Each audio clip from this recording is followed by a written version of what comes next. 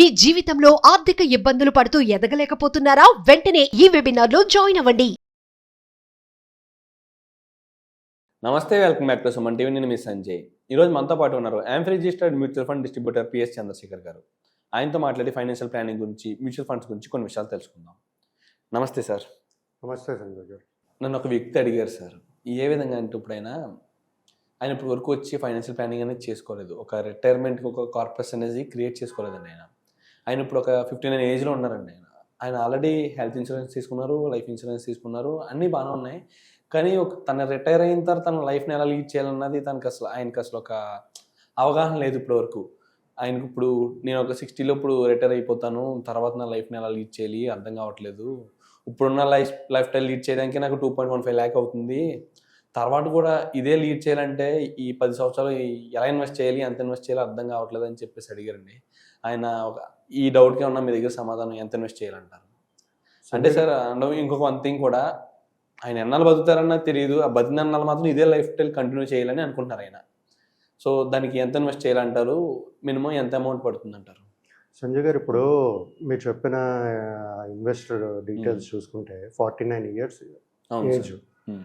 యాక్చువల్గా ఆయన retirement planning చాలా ఎర్లీ స్టేజ్లో చేసి ఉండాలి. అవును సార్, లేట్ అయిపోయింది చాలా. కాకపోతే ఇక ఒక్కటి గుడ్ న్యూస్ ఏంటంటే హెల్త్ ఇన్సూరెన్స్ ఉంది, టర్మ్ ఇన్సూరెన్స్ ఉంది. అవును sir. So family is protected. Yes. So ఇప్పుడు ఆయన బతుకుంటే ఒక 60 years రిటైర్మెంట్ అయితే ఆయనకి ఈ 2,15,000 per month ఎక్స్పెన్సెస్ అనేది ఉంది ప్రస్తుతానికి. సో ఇదే లైఫ్ స్టైల్ మెయింటైన్ చేయాలి అనుకున్నప్పుడు మనకి కొన్ని డీటెయిల్స్ కావాలి. ఏ ఇయర్కి రిటైర్మెంట్ అవుతారు, 60 years అనుకున్నాము. అదే అక్కడ నుంచి ఎన్ని సంవత్సరాలు బతుకుతారు అంటే లైఫ్ ఎక్స్పెక్టెన్సీ అనేది ఒక 75 to 80 years తీసుకోవచ్చు ఆన్ యావరేజ్. ఇప్పుడు మనం 80 తీసుకున్నాం సార్. 80 తీసుకునేటప్పుడు ఇప్పుడు 2.15 per month ఎక్స్పెన్సెస్ అయింది. అవును సార్. యాన్యువల్ కన్వర్ట్ చేసుకుంటే దగ్గర 25,80,000 rupees per annum ఆయన ఎక్స్పెన్సెస్. ఓకే సార్, ఇది including health insurance, term insurance, premiums అన్నీ కలుపుకుని అనుకున్నాం. ఓకే సార్, యాక్చువల్గా ఒకవేళ 60 years దగ్గర రిటైర్మెంట్ అనుకున్నారంటే ఆయనకి at 6% ఇన్ఫ్లేషన్ తీసుకుంటే సుమారుగా ఆయనకు కావాల్సిన కార్పస్, క్రియేట్ చేయవలసిన కార్పస్ 9,68 lakhs. 9,68 lakhs ఆ 11 సంవత్సరాల్లో క్రియేట్ చేయాలి. ఈ 2,15,000 per month expenses life style continue చేయాలి అనుకుంటారు. ఆయన ఫస్ట్ ఇప్పుడు ఏదైనా ఇన్వెస్ట్మెంట్స్ చేశారా లేదా అనేది కూడా ఇంపార్టెంట్. ఒకవేళ ఏదైనా కొంచెం కార్పస్ ఉందనుకోండి, అది 11 yearsలో 68 years రిటైర్మెంట్ అయ్యేటప్పుడు ఈ కార్పస్ అనేది ఆయన రిటైర్మెంట్ ప్లాన్కి కూడా ఉపయోగపడుతుంది. ఇప్పుడు మన ఇన్ఫ్లేషన్ 6% తీసుకున్నాం సార్. తీసుకున్నప్పుడు ఏమొచ్చింది, 9,68 lakhs ఉండాలి. అదే సో ఇప్పుడు ఈరోజు మనం 60 yearsకి మనకి 9,68 lakhs కావాలి. కానీ ఇవాళ ఆయన దగ్గర ఉండవలసిన కార్పస్ ఏంటో తెలుసా సార్? 3,38 lakhs. ఈ పాటికే 3 crores ఆయన దగ్గర ఉంటేనే ఆయనకి ఆ 9,68,00,000 అనేది 60 yearsకి కార్పస్ అనేది క్రియేట్ అవుతుంది. ఆ కార్పస్ క్రియేట్ అయ్యేటప్పుడే ఆయనకి 2.15 per month ఎక్స్పెన్సెస్ అనేది వస్తుంది. మీకు అర్థమైందా సార్? సో ఇదేంటంటే లేట్ స్టార్ట్. ఒకవేళ ఆ 3.4 crores కార్పస్ ఉందనుకోండి, వెల్ అండ్ గుడ్, ఆయన రిటైర్మెంట్ చాలా ఈజీ అయిపోతుంది. లేదు అన్నప్పుడు చాలా చాలా ఎక్కువ అమౌంట్ ఇన్వెస్ట్ చేస్తూ పోవాలి. సార్ ఇప్పుడు ఏంటంటే ఇప్పుడు కొంతమంది 2.5 lakhs per month ఎక్స్పెన్సెస్లో అన్నెసెసరీ ఎక్స్పెండిచర్స్ లేకపోతే అన్నీ ఉంటాయి. అవి కూడా చూసుకోవాలి. అవన్నీ చూసుకుని, ఎందుకంటే మీకు ఒక 60 ఏజ్ వచ్చినప్పుడు మన ఎక్స్పెన్సెస్ అనేది మెడికల్ కాస్ట్లో పెరుగుతాయి. కాబట్టి ఇక్కడ ఏంటంటే మనకి హెల్త్ ఇన్సూరెన్స్ ఉంది, టర్మ్ ఇన్సూరెన్స్ ఉంది కాబట్టి ప్రాబ్లం లేదు.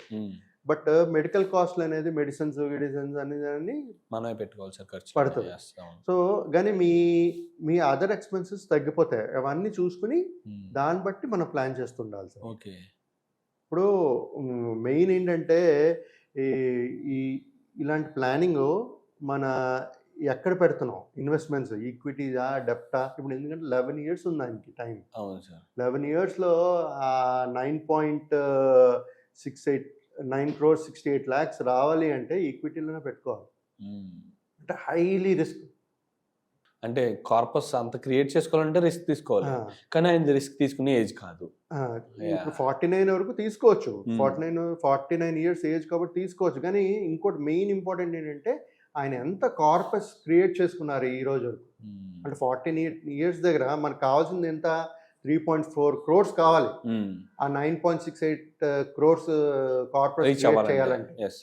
సో 3.4 ఉండాలి. 3.4లో ఒక 2 కోట్లు 3 కోట్లు ఉన్నా సరే ఎస్ఐపి బట్టి మన 3.4 crores అనేది ప్రెసెంట్ కార్పస్ క్రియేట్ చేసుకోవచ్చు. చేసుకుని ఫ్యూచర్ రిటైర్మెంట్కి ప్లానింగ్ చేసుకోవచ్చు. ఓకే. సో ఈ మెయిన్ ఏంటంటే సార్ దీంట్లో ఏంటంటే మనకి రిటర్న్స్, రిస్క్ చూసుకోవాలి, రిటర్న్స్ చూసుకోవాలి, మంత్లీ ఇన్కమ్, ఎక్స్పెన్సెస్ చూడాలి. ఇప్పుడు 2.15 crores lakhs per month అంటే 68 తర్వాత కూడా అదే కావాలి మనకి. అంటే సార్ ఇప్పుడు ఈ 3 crores అనేది లంసమా సార్ మీరు అనేది? ఈ 3 crores ఇన్వెస్ట్మెంట్ అవుతుందా ఎస్ఐపి 10 సంవత్సరాల్లో? లేదు, 3.4 crores మీకు యాజ్ ఆన్ టుడే ఉండాలి ఆయన పోర్ట్ఫోలియోలో. ఎగ్జాక్ట్లీ ఉంటే మీరు ఇప్పటి నుంచి సిప్ వేసుకుని 60 వరకు వేసుకుంటే మీకు 11 ఇయర్స్ పోతుంది కదా. ఓకే. అంటే సార్ ఇప్పుడు సంథింగ్ ఆయన దగ్గర ఏమన్నా ఎస్టేట్స్ కానీ, సంథింగ్ ల్యాండ్ కానీ, సంథింగ్ ఏమన్నా ఉన్నాయనుకోండి, వాటిని ఏమైనా సేల్ చేసి వాటిని ఇన్వెస్ట్మెంట్ చేస్తూ ఇప్పుడు ఏమైనా కార్పస్ క్రియేట్ చేసుకోవచ్చు అంటారా? చేసుకోవచ్చు సార్. ఇప్పుడు మనకి ఇప్పుడు ఏంటంటే 3.4 CR మ్యూచువల్ ఫండ్స్ లోనే ఉండాలని చెప్పట్లేదు. ఓవరాల్ కార్పస్ అంటే డబ్బులు 3.4 crores వరకు ఉండాలి ఎప్పుడు ఈ రోజు. ఇప్పుడున్న వయసుకి. సో 60 years రిటైర్మెంట్ అయ్యేటప్పటికి మాత్రం ఆ మొత్తం వాల్యూ 9.68 crores అవ్వాలి. అయితే అప్పుడు మనం మ్యూచువల్ ఫండ్స్లో పెట్టుకుని, లేకపోతే మంత్లీ ఇన్కమ్ సోర్స్ అనేది 2.515 2,115,000 per month ఎక్స్పెన్సెస్ అనేది మనం క్రియేట్ చేసుకోగలుగుతాం అట్ ఇన్ఫ్లేషన్ ఆఫ్ 6%. అంటే సార్ ఇప్పుడు ఇన్న పరిస్థితిలో చూసుకుంటే సార్ అంత అమౌంట్ ఈయన దగ్గర లేదు. అండ్ వన్ థింగ్, ఆయన దగ్గర ఉన్న ఆస్తులు కానీ, సంథింగ్ ఏదైనా ప్రాపర్టీ కానీ సేల్ చేసి దాన్ని ఇన్వెస్ట్ చేస్తే బెటర్ అంటారా, లేకపోతే అదే ప్రాపర్టీ వాల్యూ అప్పుడు పెరిగే అవకాశం ఉందంటారా? చూడండి, ఇప్పుడు ఆయనకి 11 years ఉంది. 11 years అంటే ఇప్పుడే వెంటనే అమ్మాల్సిన అవసరం లేదు. ప్రాపర్టీస్ ఉన్నాయనుకోండి, పెరుగుతుంది అనే నమ్మకం ఉంది, మంచి ఏరియా డెవలప్మెంట్స్ ఉన్నాయి అనుకునేటప్పుడు ఇప్పుడు ఇమీడియట్గా అమ్మాల్సిన అవసరం లేదు.